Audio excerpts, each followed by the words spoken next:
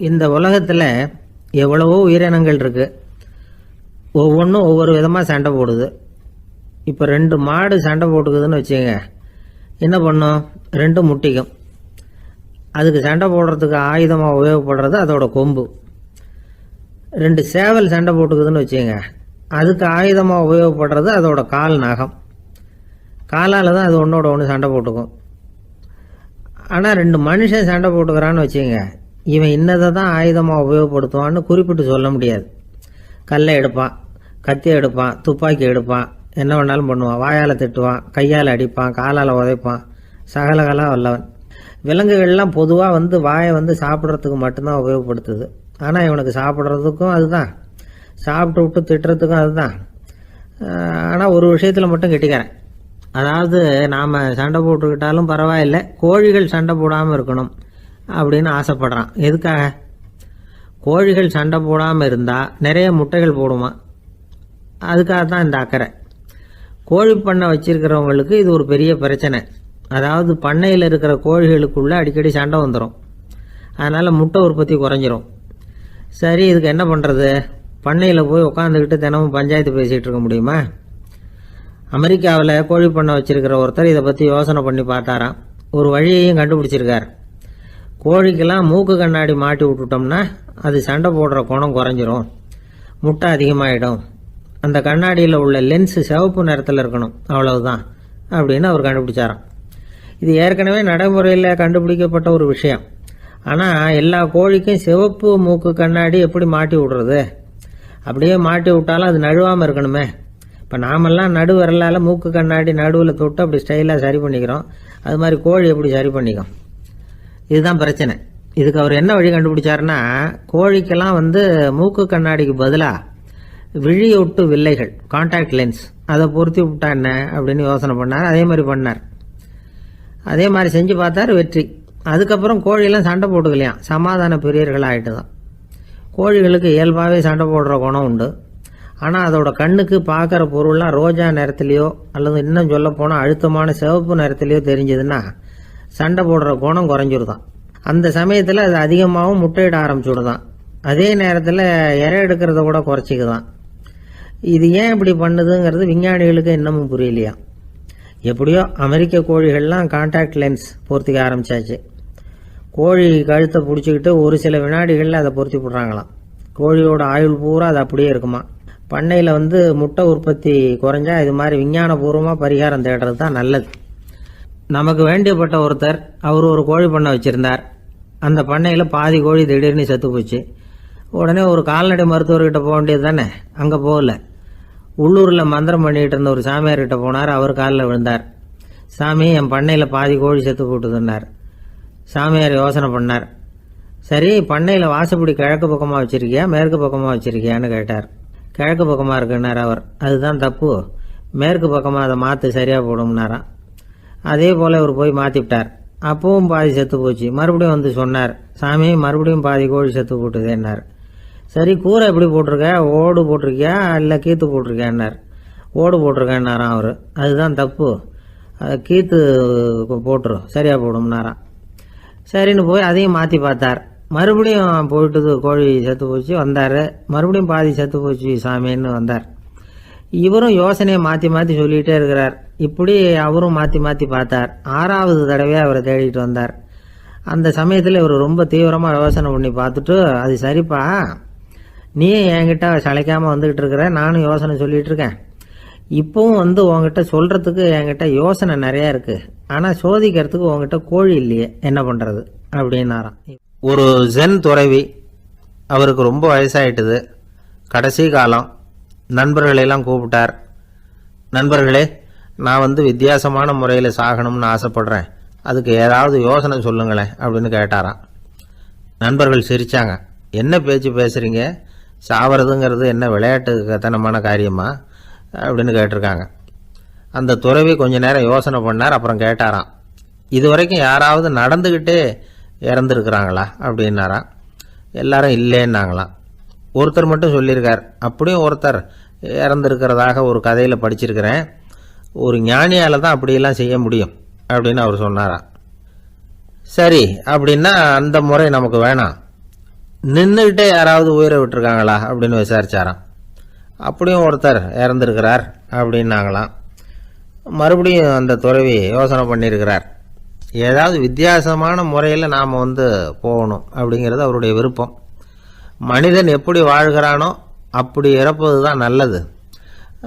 சரி, யாராவது தலைகீழாக யோகம் செய்யும் நிலையில் இறந்துருக்கிறாங்களா அப்படின்னு விசாரித்தாராம். நண்பர்கள் சிரித்தாங்க. தலைகீழாக நின்னபடி இறந்ததாக நாங்கள் கேள்விப்பட்டதே இல்லை, அது முடியாத காரியம் அப்படின்னு இருக்காங்க. இப்போ அந்த துறவிக்கு திடீர்னு உற்சாகம் வந்துட்டுது. உடனே எழுந்திரிச்சார், தலைகீழாக நின்னார், அப்படியே உயிரை விட்டுட்டார். அவ்வளோதான். அந்த மடாலயத்தில் ஒரே குழப்பம். எப்படி அவரை கீழே இறக்கி படுக்க வைக்கிறது அப்படின்னு புரியல. இப்படி உயிர் விடுறதை பற்றி அவங்க இதுவரைக்கும் கேள்விப்பட்டதும் இல்லை. உண்மையிலேயே இவர் இறந்து தான் போனாராங்கிறதும் தெரியல. சோதித்து பார்த்தாங்க. இதய துடிப்பு, நாடி துடிப்பு எல்லாம் நின்று போயிருந்தது. இவர் எப்போவும் இப்படி தான், என்ன பண்ணுறது இப்போது அப்படின்னு சொல்லி எல்லாரும் குழம்பிக்கிட்டு இருக்கிற சமயத்தில் ஒரு பெரியவர் யோசனை சொன்னார். இந்த துறவியோட மூத்த சகோதரி பக்கத்து மடாலயத்தில் இருக்கிறாங்க, அவங்கள இங்கே அழைச்சிட்டு வந்தால் ஏதாவது வழி கிடைக்கும் அப்படின்னார். அந்த அம்மாவுக்கு 90 வயசு. அழைச்சிட்டு வந்தாங்க. ஒரு குச்சியை ஊன்றிக்கிட்டு அப்படியே மெதுவாக நடந்து வந்தாங்க. தம்பி, தலைகீழாக நின்று உயிர் விட்டு இறக்கிறத பார்த்தாங்க. தம்பின்னு கூப்பிட்டு பார்த்தாங்க, ஒன்றும் காணோம். உடனே என்ன பண்ணாங்க, தன்னுடைய கைத்தடியால் தம்பியோட உடலை ஒரு தட்டு தட்டினாங்க. ஏப்பா, சாகிறப்பவும் உன்னுடைய குறும்புத்தனத்தை விடலையா? இப்படியாடா சாகிறது, ஒழுங்கா செத்து தொலை அப்படின்னாங்களாம். அவ்வளவுதான். உடனே அந்த துறவி திரும்பி நேராக நின்னார். அக்கா, கோவப்படாத, நான் ஒழுங்காக சாகிறேன், எப்படி செத்தா என்ன, எல்லாம் எனக்கு ஒன்று தான் அப்படின்னு சொல்லிவிட்டு அப்படியே தரையில் படுத்து உயிரை விட்டாராம். அதுக்கப்புறம் அந்த அம்மா கோலை கையில் எடுத்துக்கிட்டு அப்படியே திரும்பி கூட பார்க்காம அவங்க பாட்டுக்கு போயிட்டாங்களாம். மரணத்தை ஒரு விளையாட்டாக ஆக்கிய அந்த துறவிக்கு வாழ்க்கையே ஒரு விளையாட்டாக தான் இருந்திருக்குது. எந்த நோக்கமும் இல்லாமல் செயல்படுறதுன்னா என்னங்கிறதும் அவருக்கு தெரிஞ்சிருக்குது. பயனை எதிர்பார்க்காம பணி செய்து வாழ்ந்து மறைந்த மகான் அவர். தம்முடைய தொழிலை விளையாட்டு போல செய்ய தெரிஞ்சவருக்கு வாழ்க்கையே ஒரு விளையாட்டாக மாறிடும். எல்லாமே விளையாட்டாகி விடுகிற போது மரணமும் விளையாட்டாகிவிடும் அப்படிங்கிறது தான் அந்த தத்துவம். ஆனால் அதுக்கு முன்னாடி உங்களுக்குள்ளே இருக்கிற உண்மையான நடிகனை நீங்கள் அடையாளம் கண்டுபிடிக்கணும். நீங்கள் நடிக்க வேண்டியதே இல்லை, நீங்கள் ஏற்கனவே நடிச்சுக்கிட்டு தான் இருக்கிறீங்க. நீங்கள் இந்த உண்மையை தெரிஞ்சுக்கணும், அவ்வளவுதான். இதுதான் ஞானிகளுடைய கருத்து. வாழ்க்கையை சரியாக புரிஞ்சுக்கிட்டா எல்லாமே நடிப்புங்கிறது புரியும். கல்யாண பத்திரிக்கை அனுப்பியிருந்தேனே, ஏண்டா வரலன்னு கேட்டானா ஒருத்தன். வந்திருந்தேனே அப்படின்னானா இவன். டேய், ஏண்டா போய் சொல்கிற, நான் பத்திரிக்கையே உனக்கு அனுப்பலையே அப்படின்ட்டுருக்கான் அவன்.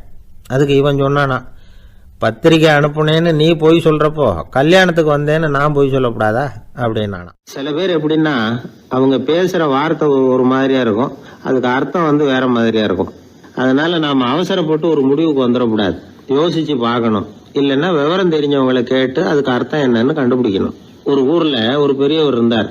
அவருக்கு 3 பிள்ளைங்க. கடைசி காலத்தில் அவர் அந்த 3 பிள்ளைங்களையும் கிட்டத்தில் கூப்பிட்டு 3 அறிவுரைகளை சொல்லிவிட்டு கண்ணை மூடிட்டார். அவர் சொன்ன அறிவுரைகள் என்ன தெரியுமா? பெத்த தாய்க்கு சோறு போடாதே, இது ஒரு அறிவுரை. கொடுத்த கடனை கேட்காதே, இது ஒரு அறிவுரை. விதைச்ச நிலத்துக்கு வேலி போடாதே, இது ஒரு அறிவுரை. என்ன இது எல்லாம் ஒரு மாதிரியா இருக்குது, இதெல்லாம் பார்த்தா அறிவுரை மாதிரியா தெரியுது, என்னப்பா இப்படி சொல்றிய அப்படின்னு கேட்கலாம்னா அவர் அதுக்குள்ள கண்ணை மூடிட்டார். சரி, அப்பா சொல்லிவிட்டு போன அறிவுரைக்கு அர்த்தம் என்ன, அதை எப்படியாவது கண்டுபிடிப்போம் அப்படின்னு சொல்லி அந்த 3 பிள்ளைங்களும் ஆளுக்கு ஒரு அறிவுரையை எடுத்துக்கிட்டு வெளியில புறப்பட்டாங்களாம், விவரம் தெரிஞ்சவங்களை கேட்கலாம்னு. ஒரு பெரியவர் வந்தார். அவரை பார்த்து விளக்கம் கேட்டாங்க. ஐயா, கொஞ்சம் நெல்லுங்க, எங்க அப்பா சாகர சமயத்துல பெத்த தாய்க்கு சோறு போடாதேன்னு சொல்லிவிட்டு போனார், அப்படின்னா என்ன அர்த்தம் அப்படின்னு கேட்டாங்க. அந்த பெரியவர் கொஞ்சம் யோசனை பண்ணி பார்த்துட்டு அப்புறம் விளக்கம் சொன்னார். பெத்த தாய்க்கு சோறு போடாதேன்னா பொதுவா வயசானவங்களுக்கு அடிக்கடி கோபம் வரும். மருமகளோ மற்றவங்களோ சோறு போட்டா சீரா போட்டா ஐயோ குறைச்சி போடுறாளே, தாராளமா போடுறதுக்கு மனசு வரலையேம்பாங்க. தாராளமா போட்டா ஐயோ இப்படி மாட்டுக்கு கொட்டுறது மாதிரி கொட்டுறாளேம்பாங்க. ஆக எப்படி போட்டாலும் கோபம் வரும். அதனால இவங்களுக்கெல்லாம் நாம சோறு போடக்கூடாது, அவங்களா எடுத்து போட்டுக்கிற மாதிரி அவங்களுக்கு முன்னாடி வச்சுடணும். அதுதான் புத்திசாலித்தனம். அதை தான் உங்க அப்பா பெத்த தாய்க்கு சோறு போடாதேன்னு சொல்லியிருக்கிறார். போடாதேன்னா அவங்களா எடுத்துக்கிற அளவுக்கு அவங்க முன்னாடி சோத்தை வச்சிருங்க, அவங்க வேணுங்கிறத எடுத்துக்கிட்டோம்னு அர்த்தம் அப்படின்னு விளக்கம் கொடுத்தாரு அந்த பெரியவர். சரிங்க, அடுத்தபடியா எங்க அப்பா கொடுத்த கடனே கேட்காதேன்னு சொன்னாரு, அது எப்படிங்க நாங்க கேட்காம இருக்க முடியுமா அப்படின்னு கேட்டிருக்காங்க. பெரியவர் சொன்னார், கொடுத்த கடனை கேட்காதேன்னா கடனை கொடுத்துட்டு அதை கேட்டு வாங்குற அளவுக்கு நடந்துக்கிறவனுக்கு கடன் கொடுக்காதேன்னு அர்த்தம். கொடுத்த கடனை கேட்காமலே திருப்பி கொண்டாந்து கொடுக்குற நல்லவங்களா பார்த்து கடனை கொடுக்கணும். அததான் உங்க அப்பா அப்படி சொல்லி இருக்கிறார், கொடுத்த கடனை கேட்காதேன்னு அப்படின்னு விளக்கம் கொடுத்தார். உடனே இவங்க அந்த மூணாவது விஷயத்தையும் சொல்லி விளக்கம் கேட்டாங்க. விதைச்ச நிலத்துக்கு வேலி போடாதேன்னு சொன்னாரு, அது எப்படி வேலி போடாம இருக்க முடியும் அப்படின்னு கேட்டாங்க. ஏன் முடியாது? நம்ம நிலத்தை சுத்தி இருக்கிற நிலத்துக்கு சொந்தக்காரங்கள்லாம் நல்லவங்களா இருந்துட்டா நம்ம நிலத்துக்கு வேலி போட வேண்டிய அவசியம் இல்லையே, வேற பாதுகாப்பு தேவையில்லையே. அதனால நல்லவங்க நிலத்துக்கு மத்தியில நம்ம நிலம் இருக்கிறது மாதிரி பாத்துக்கணும், அதுதான் அதுக்கு அர்த்தம் அப்படின்னாரு அந்த பெரியவர். அதுக்கு பிறகுதான் இந்த பிள்ளைங்களுக்கு அப்பா சொன்ன புத்திமதியோட பொருள் புரிஞ்சுதான் ஒரு பெரியவர் இந்த உலகத்தை விட்டு போகக்கூடிய நிலைமையில இருக்கிறார், கட்டில படுத்திருக்கிறார். சொந்தக்காரங்கள் எல்லாம் கூப்பிட்டு ஆளுக்கு ஒரு புத்திமதி விதமா சொல்லிக்கிட்டே இருக்கிறார். அவங்க எல்லாம் கிட்டத்துல வந்து அவர் சொல்ற புத்திமதியை கேட்டுட்டு போறாங்க. கடைசியா அவரோட மனைவி கிட்டத்துல வந்தாங்களாம். எனக்கு என்ன புத்திமதி சொல்லிட்டு போறீங்க அப்படின்னு கேட்டிருக்காங்க. உனக்கு எதுவும் புத்திமதி சொல்ல வேணாம்னு நினைக்கிறேன்னாராம் அவரு. ஏன்னு கேட்டாங்களாம் இவங்க. இது வரைக்கும் நான் சொன்ன எந்த புத்திமதியை நீ ஒழுங்கா கேட்டிருக்கிற அப்படின்னு சொன்னாராம். ஒரு வயதான குரு சாய்வு நாற்காலியில உட்கார்ந்திருந்தார். ஒரு ஆள் அவரை தேடிட்டு வந்தான். வந்து அவர் முன்னாடி நின்னான். ஐயா, நான் உங்களுக்கு சீடனா ஆயிடலாம்னு நினைக்கிறேன் அப்படின்னா. அந்த குரு நிமிந்து பார்த்தார். இத பாருப்பா, அது அவ்வளவு சுலபமான வேலை இல்ல. அப்படியா சொல்றீங்க அப்படின்னா. ஆமா, நீ ஒரு சீடனா ஆகணும்னா உன்னுடைய அகங்காரத்தை எல்லாம் விட்டுடணும், தியானத்துல முழுமையா ஈடுபடணும், இது மாதிரி இன்னும் பல காரியங்களை ஒழுங்கா செய்யணும், ஒரு ஈடுபாட்டோட செய்யணும். அது மட்டும் இல்ல, இதெல்லாம் தொடர்ந்து நீண்ட நாட்களுக்கு செய்ய வேண்டியிருக்கும். அப்படி உன்னால முடியுமா அப்படின்னார். வந்தவன் யோசிக்க ஆரம்பிச்சான். சீடனாகிறதுலேயே இவ்வளவு சிரமம் இருக்குங்கிறது அவனுக்கு தெரியாது. யோசிச்சுக்கிட்டே அந்த குருவை பார்த்தான். அவரு சாய்வு நாற்காலியில இருந்த நிலைமைய பார்த்தான். சரிங்க சுவாமி, சீடனாகிறது இவ்வளவு கஷ்டம்னா அது வேணாம், அதுக்கு பதிலா உங்களை மாதிரி ஒரு குருவா ஆயிடுறேனே அப்படின்னா. குரு சிரிச்சார். நீ சொல்றது சரிதான், குருவாகிறது சுலபமான வேலைதான் அப்படின்னார். இதை கேட்டதும் அந்த ஆளுக்கு ஏகப்பட்ட சந்தோஷம். கஷ்டப்படாம குருவாயிடலாம் போல இருக்குதே அப்படின்னு கணக்கு போட்டான். பிறகு அந்த குரு சொன்னார், நீ குருவாயிட்டா பல சீடர்களுக்கு தலைவனா ஆகணும், அவங்கள வழி நடத்தி செல்லணும். அது கஷ்டமாச்சே. ஏன்னா பல பேர் கோவப்படுறவங்களா இருப்பாங்க, சில சமயம் சண்டை கூட போட்டுக்குவாங்க, சொல்றத கேட்க மாட்டாங்க, பணிவு இருக்காது. இப்படிப்பட்டவங்களை எல்லாம் சமாளிக்கிறதுங்கிறது ரொம்ப ஆபத்தான விஷயமாச்சே. என்ன சுவாமி, இப்ப கொஞ்ச நேரத்துக்கு முன்னாடி தானே சொன்னீங்க குருவா ஆகிறது சுலபம்னு அப்படின்னா. ஆமா, அது சரிதான். இப்ப என்னையே பாரு, நான் எவ்வளவு ஓய்வா இருக்கிறேன். ஆனா ஒண்ணு, ஒருத்தன் பல சீடர்களை வந்து வழி நடத்தி செல்லணும், அல்லது ஒரு சீடன் ஆயிடணும். இப்படி ரெண்டுல ஒண்ணு ஆனாதான் நல்லது அப்படின்னாரு அவரு. அவன் இப்ப ரொம்ப குழம்பி போயிட்டான். ஏன்னா மாத்தி மாத்தி ஒவ்வொரு விதமா சொல்றாருன்னு. சுவாமி, நீங்க சொல்றத பார்த்தா ரெண்டுமே கஷ்டமான காரியமா தான் தோணுது. என்ன முடிவு எடுக்கிறதுன்னு எனக்கு புரியல. அதனால உங்களுடைய அபிப்பிராயம் என்ன, அதை சொல்லுங்க அப்படின்னு கேட்டான். இப்ப அந்த குரு சொன்னார், நீ பல சீடர்களின் தொல்லைகளுக்கு ஆளாகிறத விட நீயே முதல்ல சீடனாகி தொல்லைப்படுறதுதான் சரியா இருக்கும். ஏன்னா அப்ப நீ உன்னுடைய பிரச்சனையை மட்டும்தான் கவனிக்க வேண்டியிருக்கும். குரு ஆயிட்டீன்னா பல பேருடைய பிரச்சனையில தலையிட வேண்டியிருக்கும் அப்படின்னார். ஒரு உண்மையான குருவுக்கும் சீடனுக்கும் உள்ள உறவுங்கிறது ரொம்ப பயன் கருதாத ஒரு அன்பு கலப்பு. ரெண்டு இயற்கையான முழுமை நெருங்கி வந்து ஒன்றோட ஒன்று கலக்கிறது. நீங்க கேள்வி கேட்டா எப்படி அது முழுமை இருக்க முடியும்? அதுல முழுமைங்கிறது ஒரு அமைதியான நிலை. இந்த காலத்து குரு சீடர்கள்லாம் வேற மாதிரி. ஒரு குரு தன் சீடன் கிட்ட சொன்னார், இந்த பாருப்பா, நீ இந்த உலகத்துல எதுக்கும் பிரயோஜனப்பட மாட்ட, பன்றி மேய்க்கிறது கூட லாய்க்கில்லை அப்படின்னார். அப்படின்னா ஒண்ணு செய்யறேன் அப்படின்னு நான் சீடன். என்ன பண்ணுவேன்னு கேட்டிருக்காரு குரு. உங்களை மாதிரியே ஒரு குருவாயிடுறனே அப்படின்னு அந்த சீடன். அசோக மன்னர் வந்துகிட்டு இருக்கார். அவருடைய ஆலோசகர்கள் எல்லாம் பக்கத்துல வந்துகிட்டு இருக்கிறாங்க. அந்த சமயத்துல எதிரில் ஒரு புத்த பிக்ஷு வர்றார். அசோகர் பாக்குறார். ஓடி போய் அவர் காலில் விழுந்து வணங்குறார். அசோக மன்னரின் தலை அந்த புத்த துறவியின் பாதத்துல பட்டுக்கிட்டு இருக்கு. பக்கத்துல நின்றுகிட்டு இருந்த அமைச்சருக்கு இது ரொம்ப சங்கடமா போச்சு. ரொம்ப வருத்தப்பட்டார். நம்ம அசோக சக்கரவர்த்தி எப்பேற்பட்டவர், அவரோட தலை ஒரு சன்னியாசியின் பாதத்துல படுறதா அப்படின்னு நினைச்சு ரொம்ப கவலைப்பட்டார். அரண்மனைக்கு திரும்பினதும் அமைச்சர் மெதுவா ஆரம்பிச்சார். அரசே, எனக்கு ரொம்ப வருத்தமா இருக்குது அப்படின்னார். எதுக்குன்னார் மன்னர். அசோக சக்கரவர்த்தியின் தலை, அதாவது அந்த சிரம் ரொம்ப மதிப்புமிக்க ஒன்று. அது ஒரு சன்னியாசியின் காலில் படலாமா அப்படின்னார். அசோகர் பதில் சொல்லல, சிரிச்சார், போயிட்டார். அதுக்கப்புறம் ஒரு சரியான சந்தர்ப்பத்துக்காக காத்துக்கிட்டு இருந்தார். ஒரு நாள் அமைச்சரை கூப்பிட்டார். எனக்கு 3 தலைகள் வேணும் அப்படின்னார். சொல்லுங்க, கொண்டுகிட்டு வரேன் அப்படின்னார் அமைச்சர். அசோகர் சொன்னார், முதல்ல எனக்கு தேவையானது ஒரு ஆட்டின் தலை, 2வது ஒரு புலியின் தலை, 3வது ஒரு மனிதனின் தலை. இதுதான் அசோகர் கேட்டது. எங்க இருந்தாலும் கொண்டு வாங்கன்னார். அமைச்சர் புறப்பட்டார். ஆட்டுத்தலை புலித்தலை கிடைச்சிட்டுது. அப்புறமா ஒரு சுடுகாட்டுக்கு போய் ஒரு மனித தலையும் சேகரம் பண்ணிட்டு ராஜா கிட்ட வந்துட்டார். அரசே, உங்கள் ஆணைப்படி 3 தலைகளையும் கொண்டு வந்திருக்கிறேன்னார். அசோகர் பார்த்தார். ரொம்ப நல்லது, இப்ப இது 3ஐயும் எடுத்துக்கிட்டு போய் சந்தையில வித்துட்டு வாங்க அப்படின்னார். அமைச்சர் அதுகளை எடுத்துக்கிட்டு சந்தைக்கு போனார். முதல்ல ஆட்டுத்தலை நல்ல விலைக்கு வித்து போச்சு. நல்ல விலை கொடுத்து வாங்கிட்டு போட்டாங்க. அடுத்தபடியா புலி தலைய ஒருத்தர் வாங்கிட்டார். அதை பாடம் பண்ணி வீட்டில் மாட்டி வைக்கலாமே அப்படின்னு நினைச்சு அதையும் வாங்கிட்டு போட்டார். மனித தலையை மட்டும் வாங்கறதுக்கு யாரும் முன் வரல. எல்லாரும் அதை பார்த்துட்டு விலைக்கு போக ஆரம்பிச்சாங்க. அமைச்சர் திரும்பி வந்தார். அரசே, இந்த தலையை மட்டும் யாரும் வாங்க மாட்டேங்கிறாங்க அப்படின்னார். சரி, பரவாயில்ல, இதை இலவசமாவே எனாமாவே யாருக்கிட்டையாவது கொடுத்துட்டு வந்துருங்க அப்படின்னார். அமைச்சர் மறுபடியும் சந்தைக்கு போனார். இதை இலவசமா தரேன், இதை வாங்கிக்கோங்க அப்படின்னார். அப்பவும் அதை யாரும் வாங்கிக்கிறதுக்கு தயாரா இல்லை.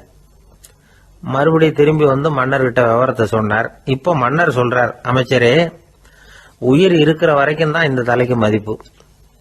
ஜீவன் போனதுக்கு அப்புறம் அதோட மதிப்பும் போயிடுது. அதனால மதிப்பு இருக்கும் பொழுதே பெரியவர்கள் பாதம் பணிந்து அந்த புனிதத்தை பெற்றுக்கொள்ளணும் அப்படின்னார். பணிவுங்கிறது வேற, அடிமைத்தனம்ங்கிறது வேற. பெரியவர்களை பணிவது நமக்கு பெருமை தரக்கூடிய விஷயம். இதை மனசுல வச்சுக்கிட்டு எப்போ காலில் விழணும், எப்போ காலில் விழக்கூடாது அப்படிங்கிறத முடிவு பண்ணிக்கணும். ஒரு சாதாரண ஆள் நடந்து வந்துகிட்டு இருந்தார். எதிரில் வந்த ஒரு பெரிய மனுஷன் ஓடி போய் அவர் காலில் விழுந்து தன்னுடைய தலையை அவர் பாதத்தில் கொண்டு போய் வச்சார். கொஞ்ச நேரம் கழிச்சு எழுந்திரிச்சு வந்துட்டார். வந்த பிறகு இவரை கேட்டேன், ஏன் திடீர்னு ஓடி போய் அந்த ஆளு காலில் விழுந்தீங்க அப்படின்னு. அவர் போட்டிருக்கிறது என்னோட காணாம போன செருப்பான்னு கண்டுபிடிக்கிறதுக்காக அப்படி விழுந்தேன் அப்படின்னார். ஒரு இலக்கிய கூட்டம் ஏற்பாடு பண்ணியிருக்கிறோம், நீங்க அவசியம் அதில் பேசணும் அப்படின்னு கேட்டுக்கிட்டார் ஒருத்தர்.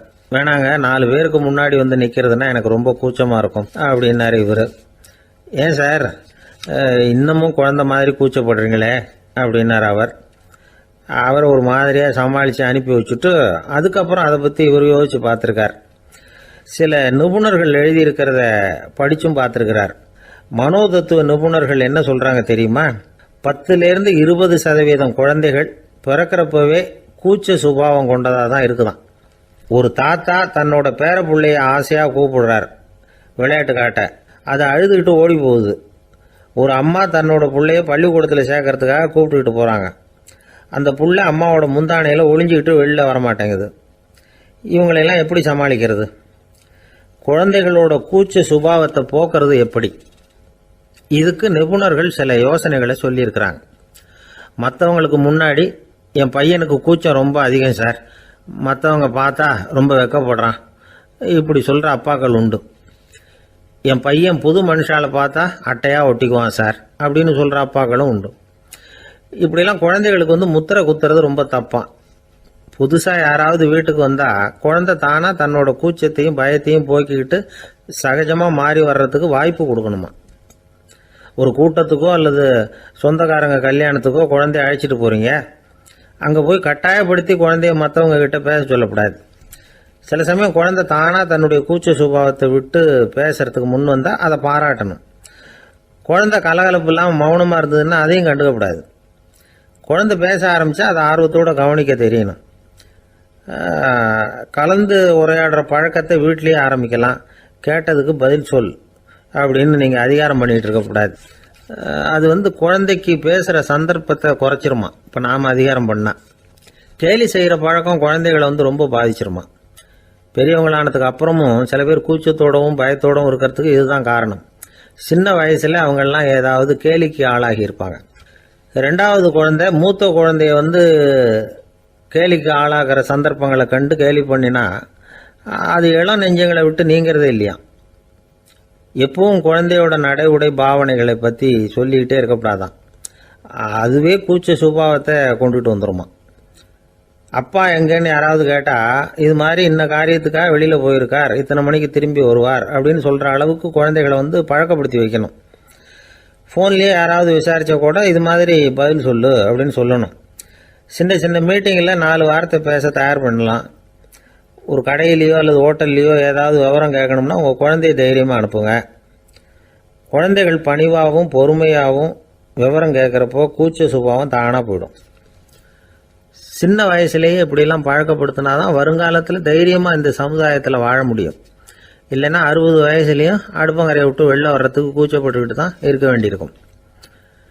இந்த காலத்து பிள்ளைங்க எவ்வளவோ பரவாயில்ல, எதுக்கும் தயங்குறதில்ல, கூச்சப்படுறதில்ல. ஒரு அம்மா அடுப்பங்கரையிலேருந்து சத்தம் போட்டாங்க, டேய் ராமு, தயவு பண்ணி அந்த டிவியை நிறுத்துறா, அந்த பெண்ணோட குரல் மகா மோசம், அடுப்பங்கரையில் இருக்கிற என்னாலேயே அதை சகிச்சிக்க முடியல அப்படின்னாங்களாம். உடனே பையன் கொஞ்சம் கூட தயங்காமல் பதில் சொல்கிறான், அம்மா இந்த குரல் டிவியிலேருந்து வரல, எழுத்த விட்டு மாமி தான் இங்கே வந்திருக்கிறாங்க, அவங்க தான் இப்போ என்னோட பேசிக்கிட்டு இருக்கிறாங்க அப்படின்னு நான். ஒருத்தர் சிகரெட்டும் கையுமா வந்தார். சார், இந்த புகைப்பிடிக்கிற பழக்கத்தை நிறுத்தி போடணும்னு தான் பார்க்குறேன், முடியலன்னார். புகைப்பிடிக்கிறத நிறுத்துறது ரொம்ப சுலபம் சார் அப்படின்னார் இன்னொருத்தர். எப்படி சொல்கிறீங்கன்னு கேட்டார் அவர். நான் கூட ஏற்கனவே 10 தடவை அந்த பழக்கத்தை நிறுத்தி இருக்கிறேன் சார் அப்படின்னார் இவர். இதுலேருந்து என்ன தெரியுது? புகைப்பழக்கத்தை திடீர்னு விட்டு விடுறதுங்கிறது ரொம்ப கஷ்டம்னு தெரியுது. இருந்தாலும் இது சம்பந்தமான ஆராய்ச்சி, அனுபவம், இது ரெண்டையும் அடிப்படையாக வச்சு சில வழிமுறைகளை சொல்கிறாங்க. அதாவது புகைப்பிடிக்கிறத நிறுத்துறதுக்கு 10 வழிகள் உண்டு அப்படின்னு சொல்கிறாங்க. அது என்னங்கிறத தெரிஞ்சுக்கிட்டா உபயோகப்படுதான்னு பார்க்கலாமே.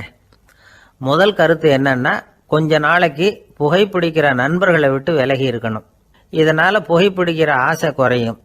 அந்த பழக்கத்தை மறுபடியும் ஆரம்பிக்கப்படாதுங்கிற எண்ணம் உறுதிப்படும்.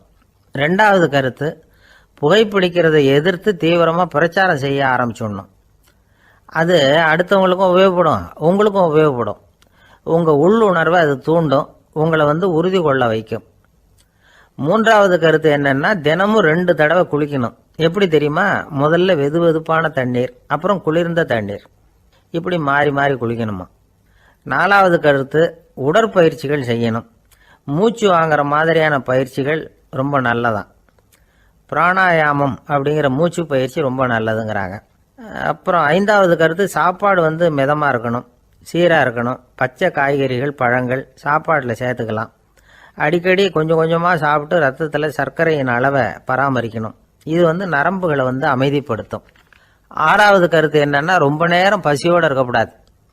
புகைப்பிடிக்கிறத நிறுத்த முயற்சி செய்யும் பொழுது எடை குறைப்பு நடவடிக்கைகளை மேற்கொள்ளக்கூடாது.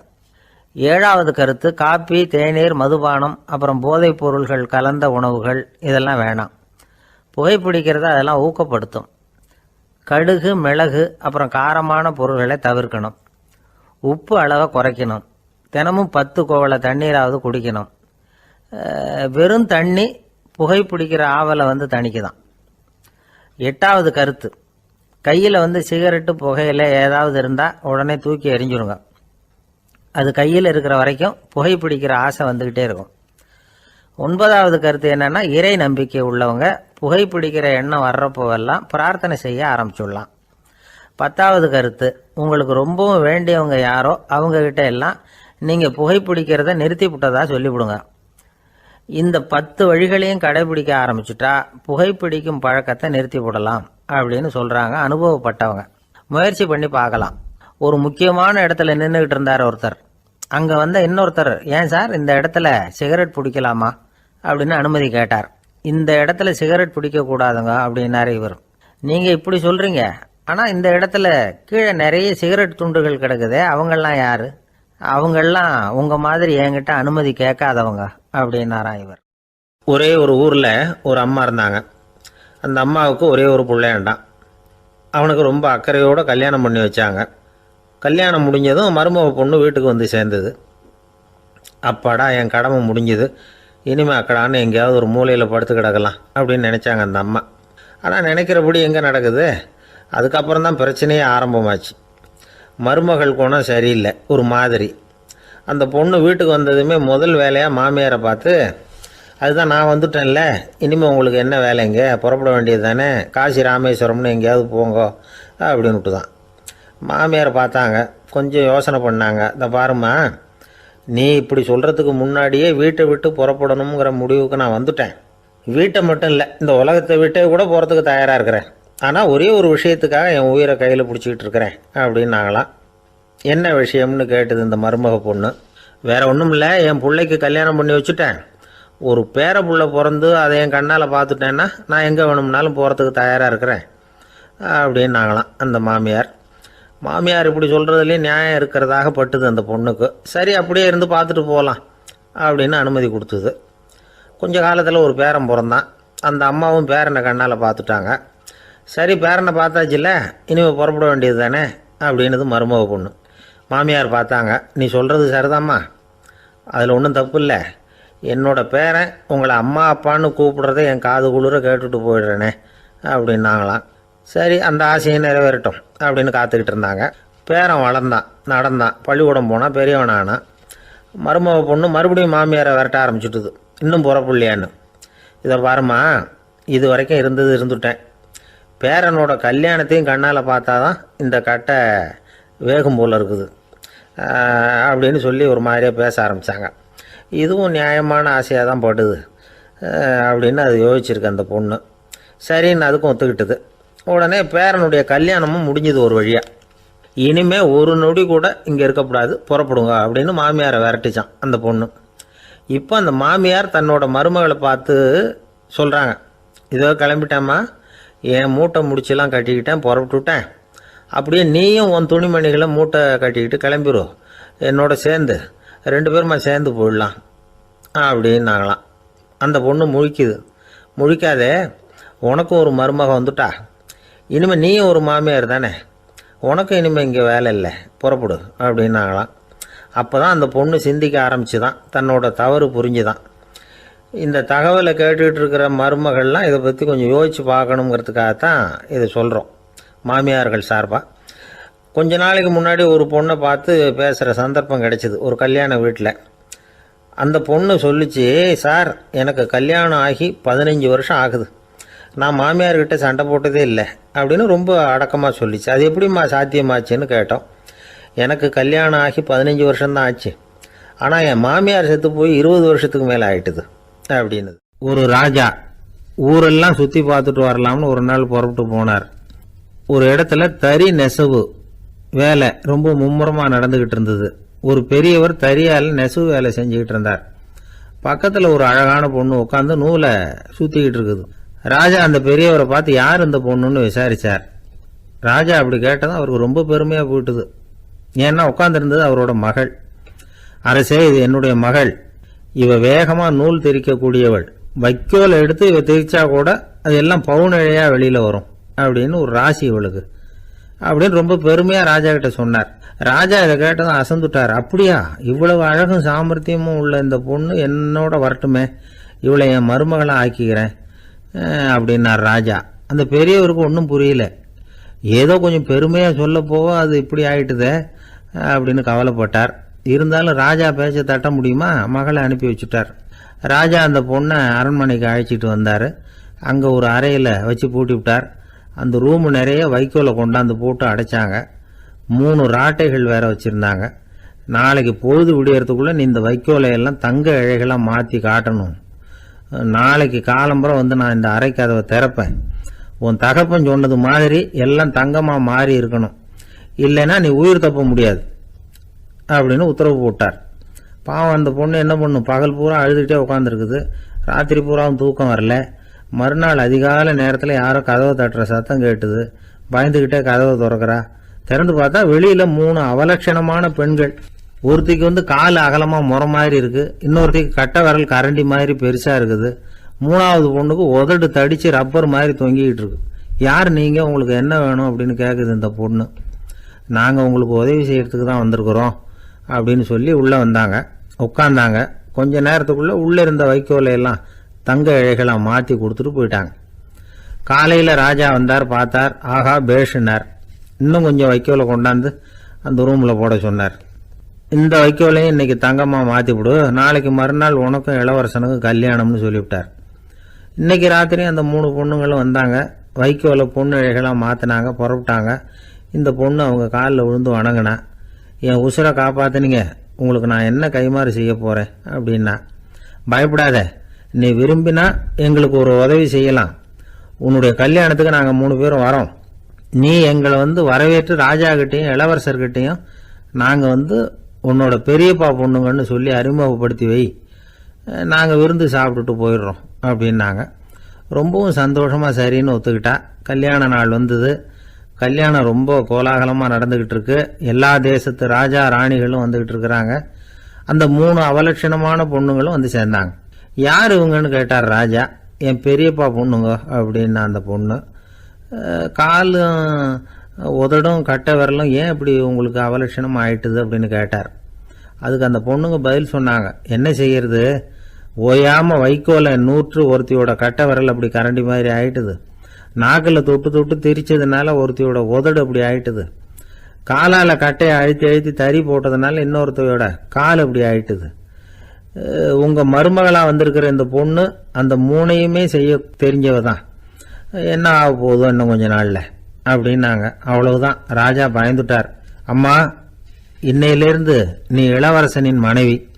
நீ எப்பவும் அழகாக இருக்கணும். அதனால் நீ இனிமேல் வைக்கோலை திரிக்கவே கூடாது அப்படின்னு உத்தரவு போட்டார். அவளை இக்கட்டான சூழ்நிலையிலிருந்து காப்பாற்றின அந்த 3 பொண்ணுங்களும் சந்தோஷமாக திரும்பி போயிட்டாங்களாம். சுவாமி சின்மயானந்தர் இந்த கதையை சொல்லியிருக்கிறார். தன்னலம் மறந்து சுயலாபத்தை தியாகம் செய்கிறது வைக்கோல்ல இருந்து தங்க இழைய நூக்கிறது மாதிரி அப்படிங்கிறார் அவர். அது இருக்கட்டும், இப்போ நம்ம கதைக்கு வருவோம். ஒரு ராஜா தன்னோட மகனுக்கு சுயவரம் நடத்தினார். எல்லா தேசத்தில இருந்தும் ராஜகுமாரர்கள் வந்திருந்தாங்க. ராஜகுமாரியை கல்யாணம் பண்ணிக்கலாம்ங்கிற ஆசையில் சுயம்பர மண்டபத்திலிருந்து எல்லா ராஜகுமாரர்களும் அலறி அடிச்சுக்கிட்டு வெளியில் ஓடி வந்துகிட்டு இருக்கிறாங்களாம். ஏன் அப்படி எல்லாரும் மிரண்டு போய் ஓடி வர்றாங்கன்னு கேட்டார் ஒருத்தர். அதுக்கு இன்னொருத்தர் விவரம் சொன்னார்.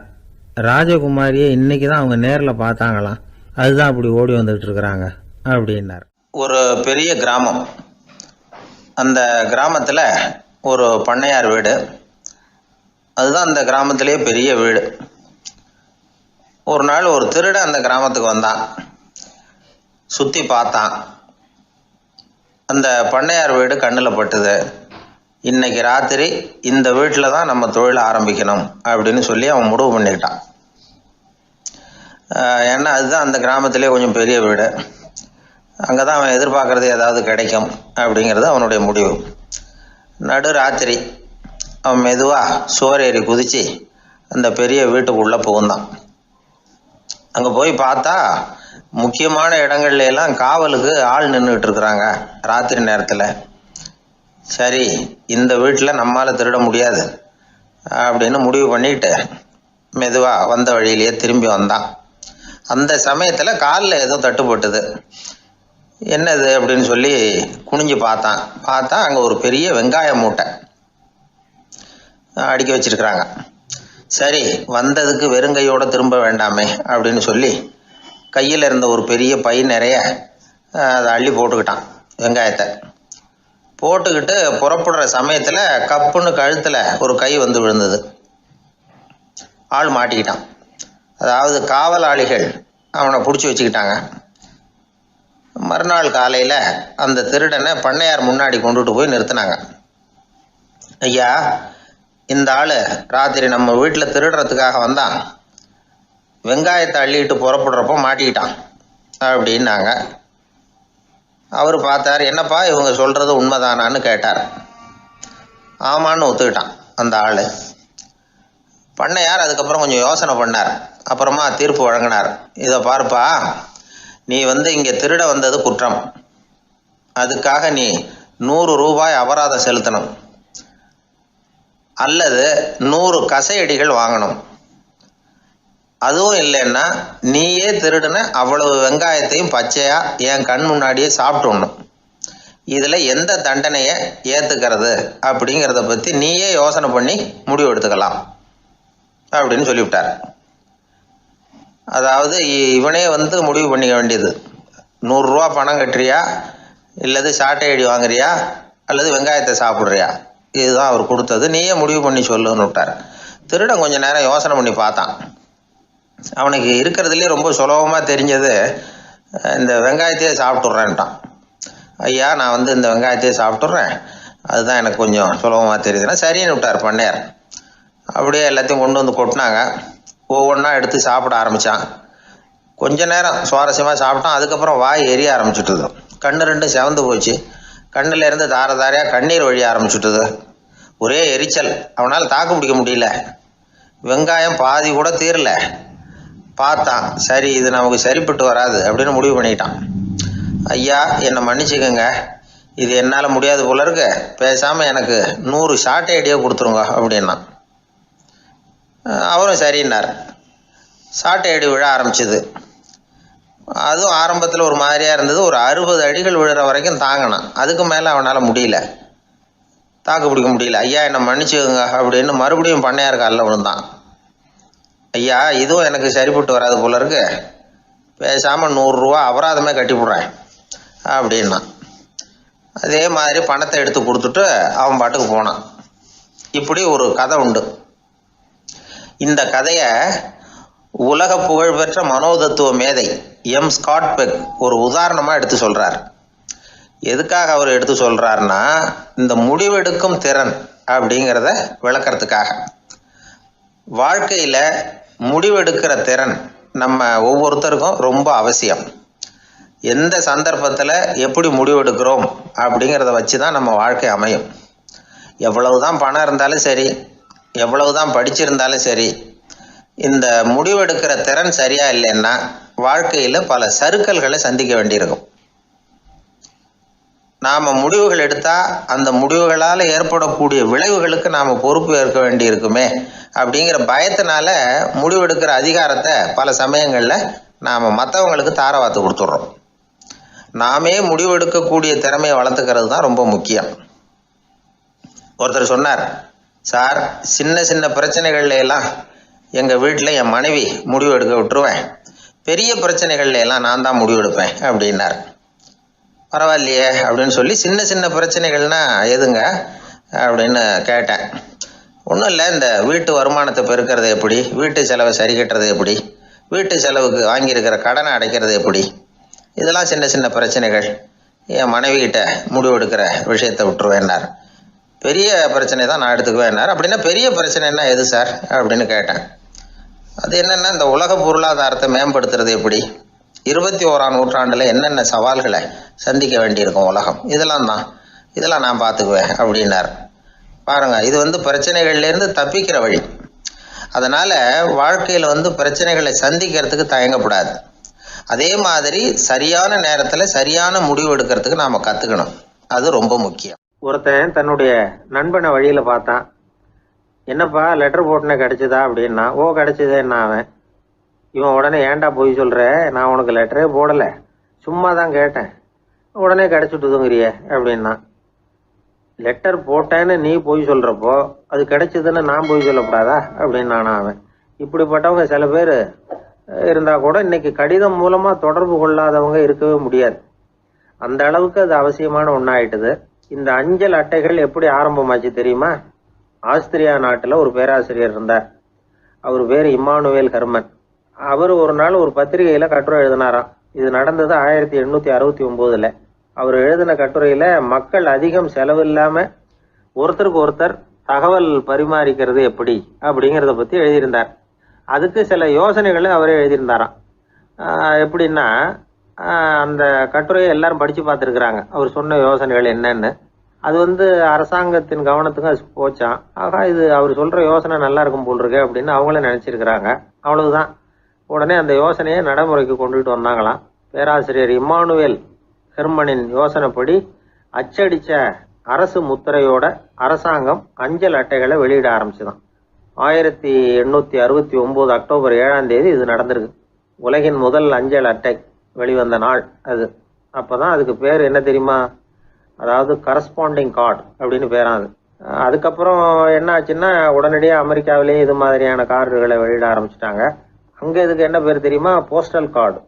அதுக்கப்புறம் 1870 இங்கிலாந்துலேயும் இதை வெளியிட்டாங்களாம்.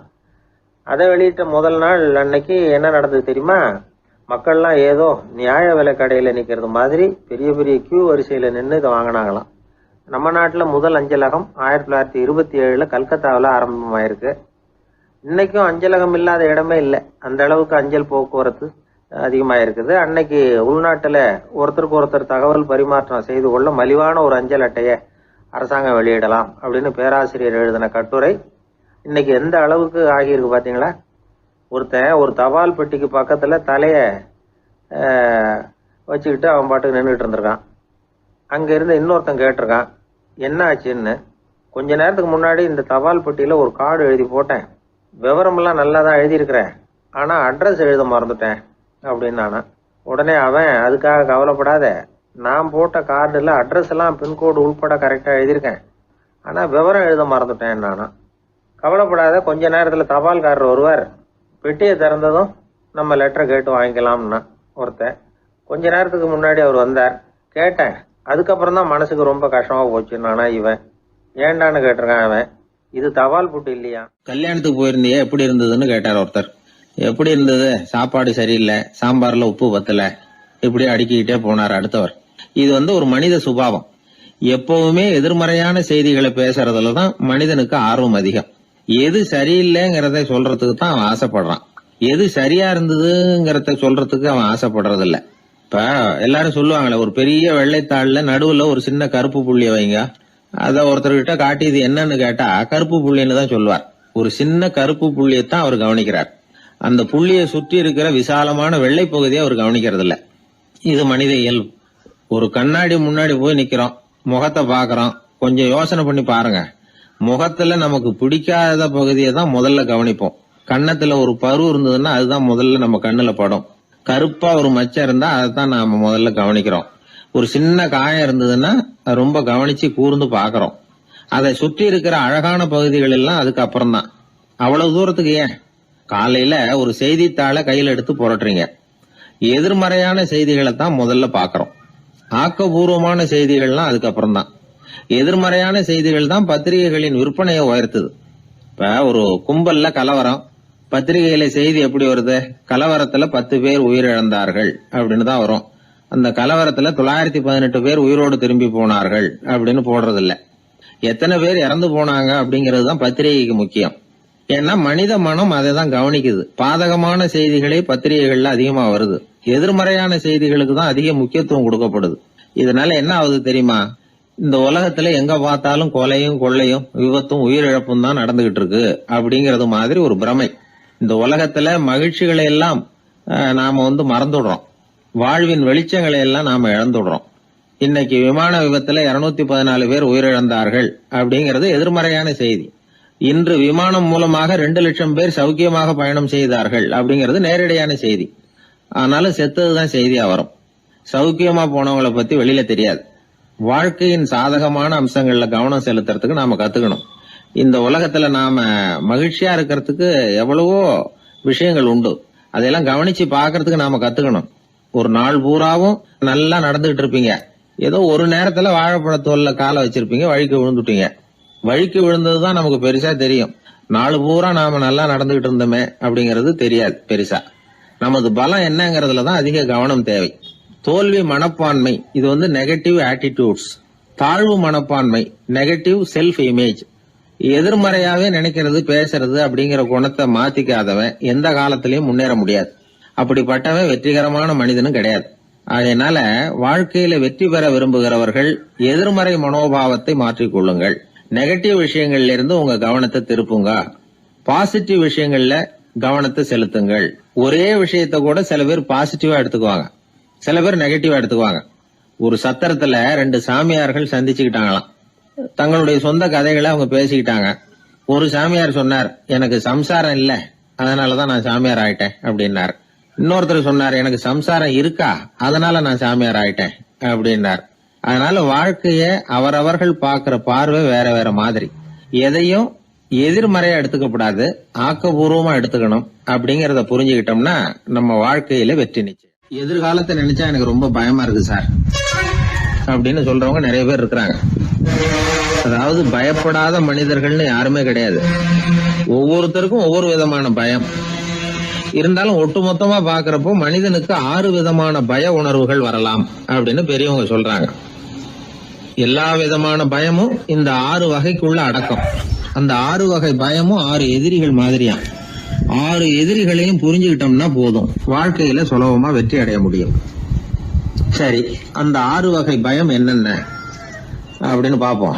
முதல்ல வறுமை பற்றிய பயம், 2வது பழிச்சொல் பற்றிய பயம், 3வது உடல் நலம் பாதிப்பு பற்றிய பயம், 4வது என்னன்னா காதல் தோல்வி, 5வது முதுமை, 6வது மரணம். அதாவது பயப்படுறதுங்கிறது ஒரு மனநிலை தான். இந்த மனநிலையை கட்டுப்படுத்த முடியும், திசை திருப்ப முடியும்.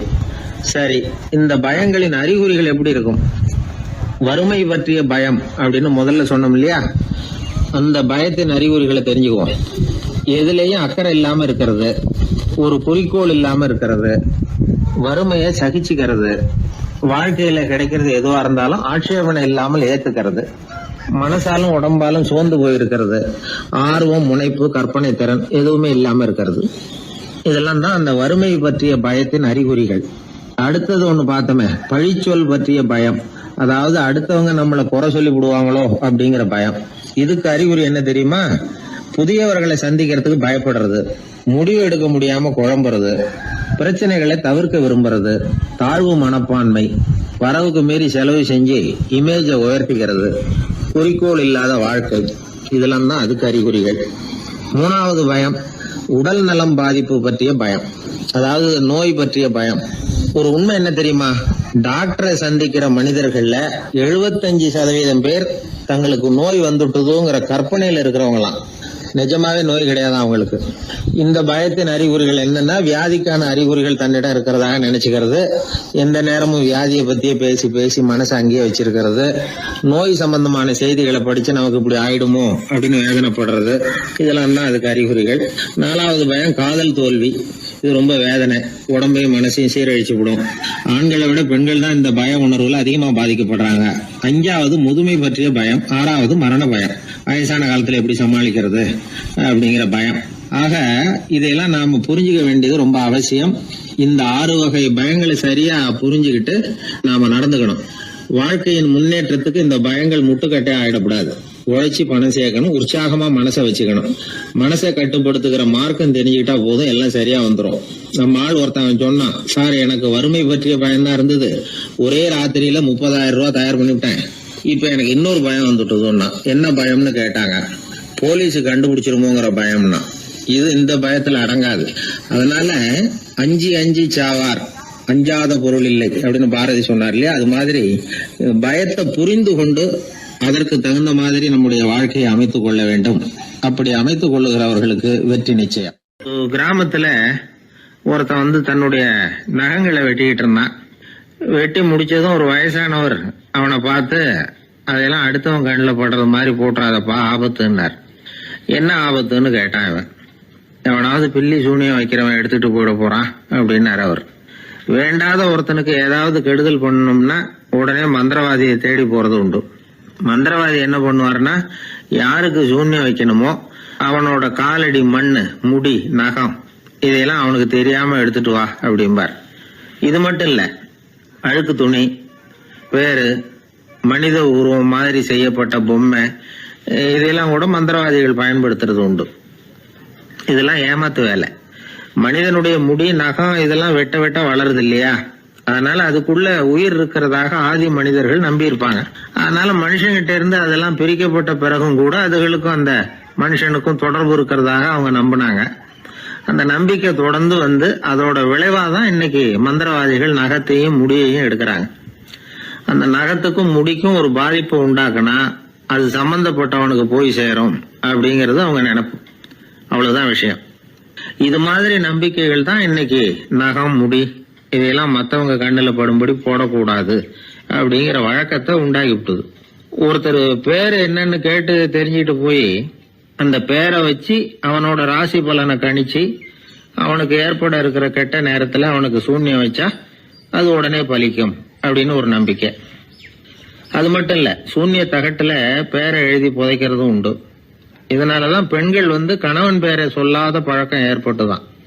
அதாவது பேரை கேட்டுக்கிட்டு போய் ஏதாவது கெடுதல் பண்ணிவிட்டா என்ன பண்றது அப்படிங்கிற பயம். அப்படி ஆரம்பிச்ச பழக்கம்தான் இன்னைக்கு ஏதோ மரியாதைக்காக கணவன் பேரை பிறர் முன்னிலையில சொல்றது இல்லை அப்படிங்கிறது மாதிரி ஆயிட்டுது. மந்திரவாதிகள் நம்ம ஊர்ல மட்டும்தான் இருக்கிறாங்கன்னு நினைக்காதீங்க, உலகம் பூரா உண்டு. பிசி தீவில் வாழக்கூடிய மக்கள் என்ன செய்வாங்களாம் தெரியுமா? இது மாதிரி மாந்திரீகம், செய்வன, பில்லி, சூனியம் இதெல்லாம் தங்களை பாதிக்காம இருக்கிறதுக்காக வீட்டை சுத்தி அகழி வெட்டி அதுல தண்ணீரை நிரப்பி வச்சிருவாங்களாம்.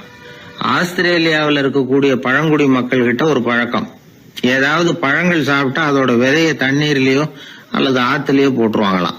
வெளியில போட்டுட்டா அதை எடுத்து செய்வினைக்கு பயன்படுத்திடுவாங்க அப்படிங்கிற பயம்.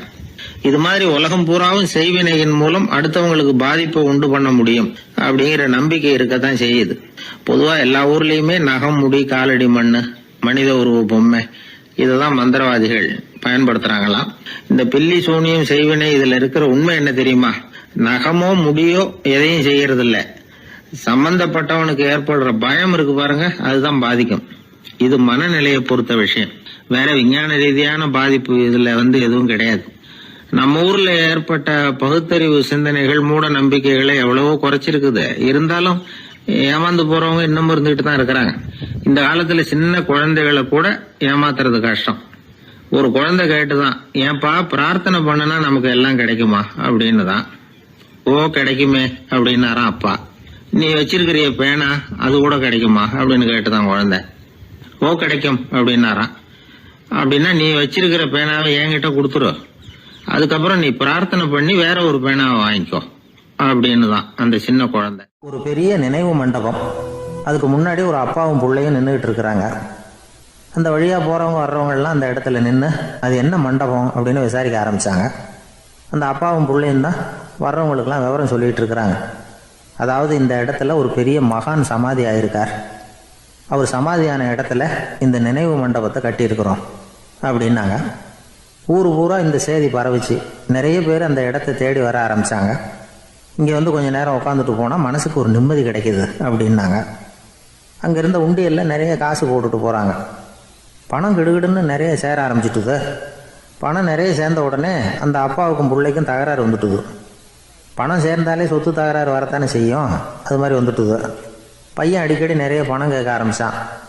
அப்பா பார்த்தார், யோசனை பண்ணார், ஒரு முடிவுக்கு வந்தார். ஒரு நாள் பையனை கூப்பிட்டார், இதை பாருப்பா, நமக்குள்ள தகராறு வேணாம், அப்பாவும் பிள்ளையும் இப்படி சண்டை போட்டுக்கிட்டா பார்க்குறவங்க தப்பாக நினைப்பாங்க, அதனால் நமக்குள்ளே சமரசமாக இதை தீர்த்துக்குவோம், என்ன சொல்கிற அப்படின்னார் அப்பா. சரின்னு நான் பையன். உடனே அந்த அப்பா என்ன பண்ணார் தெரியுமா? மகன்கிட்ட கொஞ்சம் பணத்தை கொடுத்தார், தன்கிட்ட இருந்த ஒரு கழுதையையும் கொடுத்தார். இதை வச்சு நீ பொழைச்சிக்கோ அப்படின்னு சொல்லி அனுப்பி வச்சுட்டார். மகன் அந்த கழுதையை இழுத்துக்கிட்டு அடுத்த ஊருக்கு போனான். வழியிலே அந்த கழுதை செத்து போச்சு. உடனே என்ன பண்ணலாம்னு யோசனை பண்ணான். ஒரு ஐடியா வந்தது. அந்த கழுதையை ஒரு சாலை ஓரமாக புதைச்சான். கையில் இருந்த பணத்தை வச்சு அந்த இடத்துல ஒரு கல் மண்டபம் கட்டினான். அந்த வழியாக 2 பேர் வந்தாங்க. இது என்ன மண்டபம்னு விசாரித்தாங்க.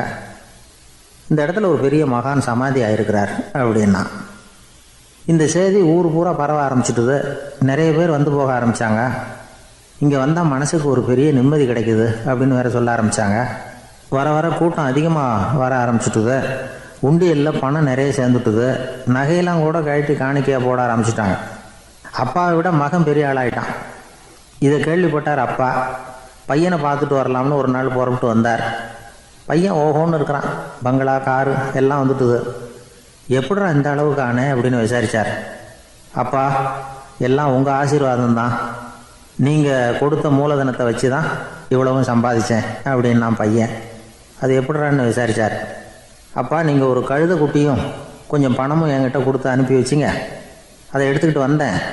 வர்ற வழியில் அந்த கழுதை செத்து போச்சு. உடனே யோசனை பண்ணேன், அந்த கழுதையை இந்த இடத்துல புதைச்சேன். கையில் இருந்த பணத்தை வச்சு மண்டபம் கட்டினேன். மகான் ஒருத்தர் சமாதி ஆயிருக்கார் அப்படின்னு வதந்தியை கிளப்பி விட்டேன். ஜனங்கள்லாம் ஏமாந்து போய் காசை கொண்டாந்து போட ஆரம்பிச்சிட்டாங்க. நான் பொழைச்சிக்கிட்டு இருக்கிறேன் அப்படின்னா. இப்போதான்டா நீ என் புள்ள அப்படின்னு சொல்லி சந்தோஷப்பட்டாரான் அந்த அப்பா. ஏன் அப்படி சொல்கிறீங்கன்னு கேட்டிருக்கான் பையன். கழுதை குட்டியை புதைச்சி மண்டபம் கட்டியிருக்கிற நீ, ஏற்கனவே நம்ம ஊரில் நாம் கட்டியிருக்கிறோமே மண்டபம், அது இந்த கழுதையோட அம்மாவை புதைச்ச இடம். மகான் சமாதி ஆயிருக்காருன்னு நானும் சும்மா கப்ஸா தான் விட்டுக்கிட்டு இருக்கேன் அப்படின்னாராம் அப்பா. முட்டாள் ஜனங்களை நினச்சி அந்த 2 பேரும் சத்தம் போட்டு சிரிச்சாங்களாம். மனுஷன் ஏமாத்துறது ரொம்ப சுலபம். என் கூட படித்த ஒருத்தன் திடீர்னு ஒரு நாள் எல்லாருக்கும் அருள் வாக்கு சொல்ல ஆரம்பிச்சிட்டான். அவன் ஒரு ஆஃபீஸ்லேயும் வேலை பார்க்குறான். ஆஃபீஸில் உள்ளவங்கள்லாம் அவங்ககிட்ட வந்து அருள் வாக்கு கேட்குறது வழக்கம். ஒரு நாள் நான் அவன் முன்னாடி போய் உட்காந்து பேசிக்கிட்டு இருந்தேன். அப்போ அதே ஆஃபீஸில் வேலை பார்க்குற ஒருத்தர் அவங்ககிட்ட வந்து, சுவாமி, என் மேஜையில் வச்சுருந்த பேனா திடீர்னு காணாமல் போட்டுது, அது திரும்ப கிடைக்குமா எனக்கு அப்படின்னு கேட்டார். இவன் கண்ணை உருட்டி பார்த்துட்டு, அது உனக்கு கிடைக்காது, புதுசாக வேற ஒன்று வாங்கிக்கப்போ அப்படின்னா. சரின்னு அவர் போயிட்டார். அவர் போனதுக்கப்புறம் நான் மெதுவாக இவனை பார்த்து, அது எப்படிறா அது உனக்கு கிடைக்காதுன்னு அவ்வளோ உறுதியாக அவர்கிட்ட சொன்னேன் அப்படின்னு கேட்டேன். இவன் மெதுவாக என் காதுகிட்ட வந்து, அந்த பேனாவை கிளப்புனதே நான் தான் அப்படிங்கிறான். ஒரு ஊரில் ஒரு ஆள் இருந்தான். நிறைய பணம் சேர்த்தான். அவனுக்கு சம்பாதிக்க தெரியுமே தவிர செலவு பண்ண தெரியாது. மகா கஞ்சன். காசை கையில் எடுக்கவும் மாட்டான். எடுத்தால் செலவு செய்ய வேண்டியிருக்குமே. அதனால் இப்படியே அவன் காலத்தை ஓட்டி விட்டான். வயசாகிட்டுது. அவனுடைய மனைவி ஒரு நாள் கேட்டாங்க, இவ்வளவு நாளாக நீங்கள் என்னை எங்கேயுமே அழைச்சிட்டு போனதில்லை, இப்போவாவது அழைச்சிட்டு போகக்கூடாதா அப்படின்னாங்க. எங்கே போகணும் சொல்லுன்னா. காசிக்கு போகணும், கங்கையில் குளிக்கணும்னாங்க. இவன் பார்த்தான், இதுக்கு ஏன் அவ்வளோ தூரம் செலவு பண்ணிட்டு போகணும், நம்ம ஊர் ஆற்றுலேயே குளிக்கலாமே, இதுவும் புண்ணிய நதி தான், இங்கே குளித்தா அங்கே குளித்த பலன் கிடைச்சிரும் அப்படின்னா.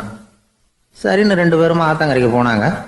அன்னைக்கு ஏதோ விசேஷம், நிறைய கூட்டம், நிறைய பேர் குளிச்சுக்கிட்டு இருக்கிறாங்க.